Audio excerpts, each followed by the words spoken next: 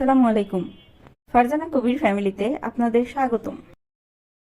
Tomato sauce, এইরকম একটি সসের বোতল কিনতে গেলে গুনতে হয় 160 টাকা। তার অর্ধেক মূল্যেই এইরকম 2 বোতল সস বানিয়ে ফেলাম আজ বাসায়। স্বাদে কিন্তু অসাধারণ হয় আমার সসটি। চলুন কথা না বাড়িয়ে শুরু করি। বাজার থেকে প্রায় 2 কেজি টমেটো কিনে নিয়ে এসেছি। এখন সুন্দর করে ধুয়ে এইভাবে কেটে নিব। কাটা হয়ে গেলে চুলায় চড়িয়ে দিব টমেটোগুলো, আর সাথে দিব রসুন।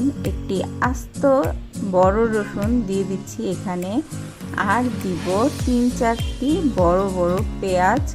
আর আমি এখানে কাঁচা পাকা মরিচ নিয়েছি, শুকনো মরিচ দিলেও আপনারা চাইলে দিতে পারেন। 2 কেজি টমেটোতে আমি 3 চামচ পরিমাণ লবণ দিয়েছি। লবণ আপনারা আপনাদের স্বাদ অনুযায়ী দিবেন। আর দিয়ে দিচ্ছি কিছু গোলমরিচ আর 2 টুকরো মাঝারি আকারের দারচিনি। আর দিয়ে দিব সাদা ভিনেগার।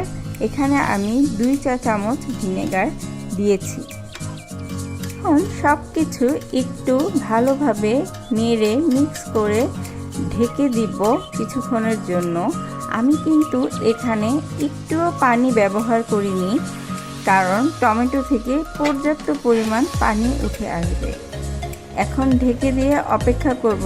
কিছুক্ষণ পর ঢাকনা তুলে দেখুন কত পানি উঠেছে টমেটো থেকে। এখন খুব ভালোভাবে নাড়বো, দেখব নিচে লেগে গিয়েছে কিনা। এখানে কিন্তু টমেটোর নিচে লেগে যাওয়ার সম্ভাবনা অনেক বেশি থাকে। খেয়াল রাখতে হবে যাতে টমেটো নিচে না লেগে যায়। আবার কিছুক্ষণের জন্য ঢাকনা দিয়ে রেখে দিব, তাহলেই আমাদের ফাইনালি টমেটো সেদ্ধ হয়ে যাবে। তারপরেই বাকি কাজগুলো করতে হবে। টমেটো সেদ্ধ হয়ে গেলে একটু ঠান্ডা করে একটি ব্লেন্ডার জারে নিয়ে আমি ব্লেন্ড করে এইরকম একটি চালনির সাহায্যে আমি চেলে নিব। টমেটোগুলো চেলে নেওয়া কিন্তু খুবই ইম্পর্ট্যান্ট। আর টমেটোগুলো চেলে নিলে আপনার টমেটো সস বানানোর প্রায় 80% কাজ হয়ে যাবে। টমেটো সস কিন্তু বাসায় বানিয়ে নেওয়া খুবই ইজি। আর এটি বাসায় বানিয়ে নেওয়া খুবই স্বাস্থ্যসম্মত, কারণ কোনো প্রিজারভেটিভ ছাড়াই আপনি হোমমেড টমেটো সস আপনার পরিবারের সবাইকে খাওয়াতে পারবেন। আর আমার রেসিপি যদি ফলো করে আপনি বানান, তাহলে আমি নিশ্চিন্তে বলতে পারবো আপনি খুবই একটি সুস্বাদু টমেটো সস বানিয়ে ফেলতে পারবেন। টমেটোগুলো চালা হয়ে গেলে আমি চুলোয় বসিয়ে দিয়ে টেস্ট অনুযায়ী চিনি দিয়ে দিব। আর আমি যেহেতু ঝাল পছন্দ করি, তাই শুকনো মরিচের গুঁড়ো দিয়ে দিচ্ছি কিছু, তাতে করে সসের কালারটি অনেক দারুণ আসে। এখানে আরও 1 চামচ হোয়াইট ভিনেগার ইউজ করছি। হোয়াইট ভিনেগার দেওয়ার কারণে কিছুদিন আমি এই সসটি সংরক্ষণ করতে পারবো।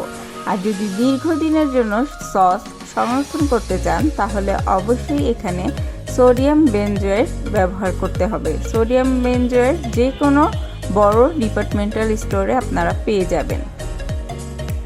সবগুলো উপকরণ ভালোভাবে মিক্স করে নিয়ে এখন ফুটে ওঠার জন্য অপেক্ষা করতে হবে। ফুটে উঠলেই সস রেডি হয়ে যাবে। এই যে দেখুন ফুটে উঠেছে সসটি। এখন একটু নেড়ে দিব, নেড়ে আমি কনসিস্টেন্সিটা মেপে দেখব। এই রকম করে যদি পড়ে যায়, তাহলেই বুঝতে হবে সস হয়ে গিয়েছে। আর যদি কেউ আরেকটু ঘন খেতে চান, তাহলে এটি আপনার চয়েস। এখন আমি চুলোর আঁচ বন্ধ করে অনবরত নাড়তে থাকবো সসটি, কারণ সস ঠান্ডা হতে হতে উপরে একটি সরের মতো লেয়ার পড়ে, যেটি হতে দেওয়া যাবে না। এই লেয়ারটি পড়ার কারণে সসের টেস্ট অনেকটা নষ্ট হয়। তাই এভাবে নেড়ে সসটিকে সুন্দরভাবে আমি ঠান্ডা করে নিব। আর তারপরে এই রকম 2টি জারের মধ্যে আমি সসগুলো ভরে নিয়েছি। এতক্ষণ সাথে থেকে দেখার জন্য ধন্যবাদ। আল্লাহ হাফেজ।